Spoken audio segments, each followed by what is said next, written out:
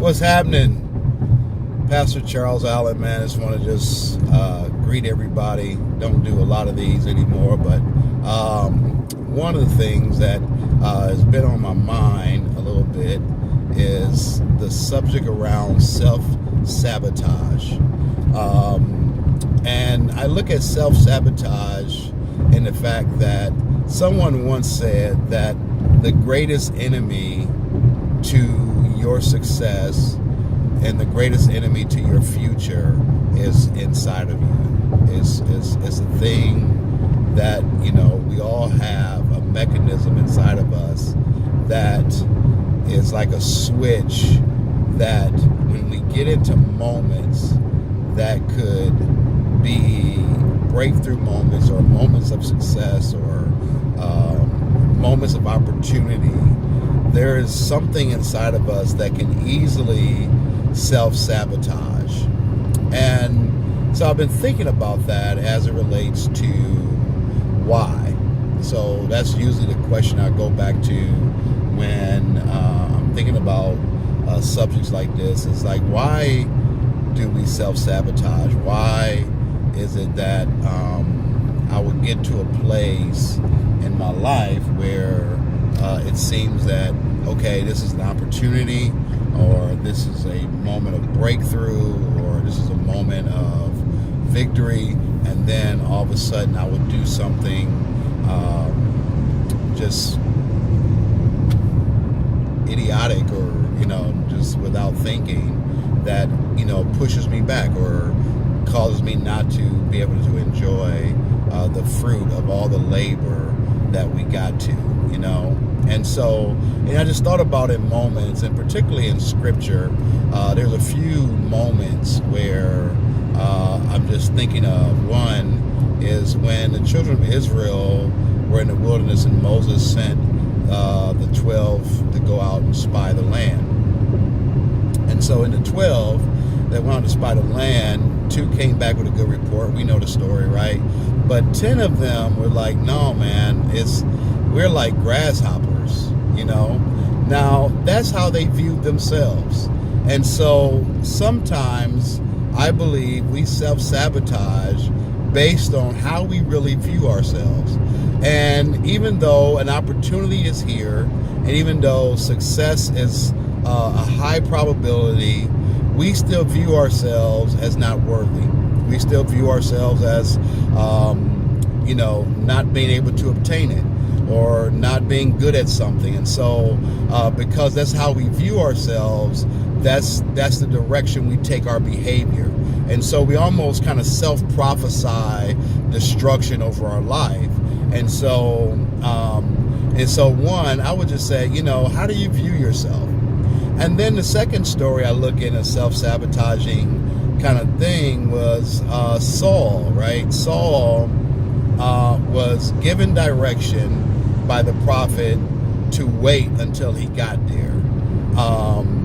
And so we know the deal where, then he, takes it upon himself not to wait, not to, and go about it himself.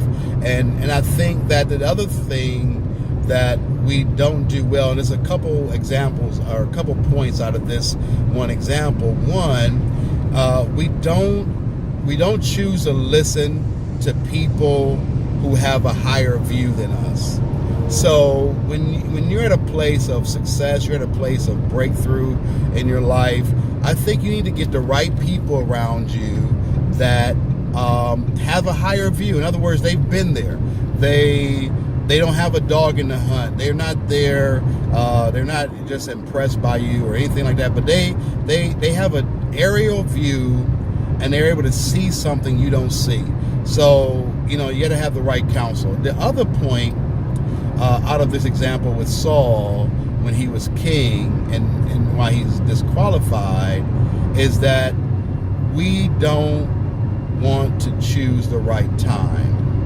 We want to do things in our time versus the time of the process. And I've just come to realize that you can't rush the process. and there's blessing in the process. When things naturally slow down, yeah, it bothers us. If I'm working on a project and for whatever reason this project starts to lose momentum, and I know I'm doing all I can to just push it, but yet for whatever reason it's just naturally slowing down. And so sometimes I think we should pay attention to what's naturally happening around us, get the right counsel about it, and then move in the right time. Don't do things out of our own strength. Don't try to make something happen that's not a good fit to happen.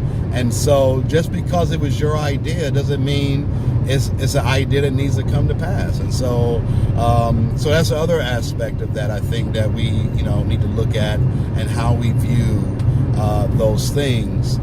And then the other thing that I believe, so one, how we view ourselves, two, having the right counsel around us and listening to them is key. So you can have the right people around you, but if you don't listen to them, it doesn't make any difference. Then two, so I would say listening to the right counsel. Then two, don't move in your own strength. Don't do things out of your ability to do it, right?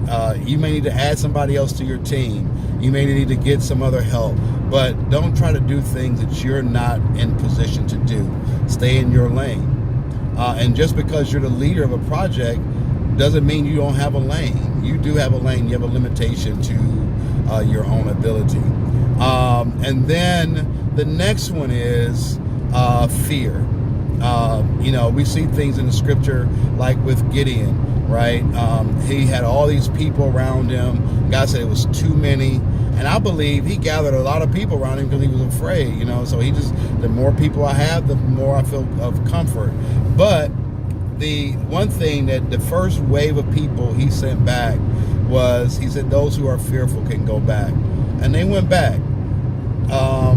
And I think that fear will cause you to remove yourself from a mission that you could have enjoyed being in the battle. You could have enjoyed being part of that winning team, but because of fear, you self-sabotage yourself. And so I think that when we look at these things, we have to deal with fear, right? And I just believe fear is a spirit, because the Bible says that God did not give us the spirit of fear, but of power, love, and a sound mind. The power, love, and a sound mind. So these things, through power, through love, and having a sound mind, it drives out fear. It casts those things out.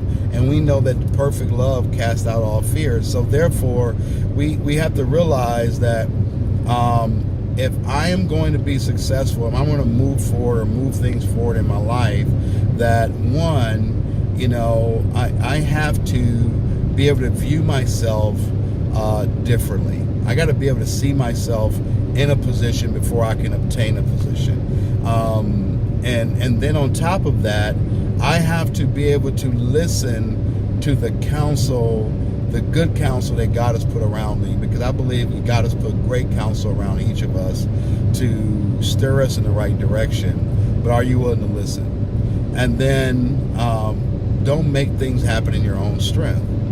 Don't do things out of ambition. Don't do things just because you're the leader and you can do it. But stay in your lane, and then make sure other people are in their lane. And I think that's the best thing we can do as leaders, is stand back and make sure everybody is lined up according to their skill set. And then two, and then the third, lastly, I should say, is that fear. Don't fear success. Don't fear the breakthrough. And ultimately, don't fear the unknown. God told Joshua to follow me from a distance because you've not been this way before. And we all have roads, we all have paths, we all have places that we've not been before. And sometimes the unknown is very fearful. And so I just want to challenge you that don't get caught up in the unknown and what's on the other side. Just know that God is with you. and that you will be successful. Have a blessed day, my friends. Peace.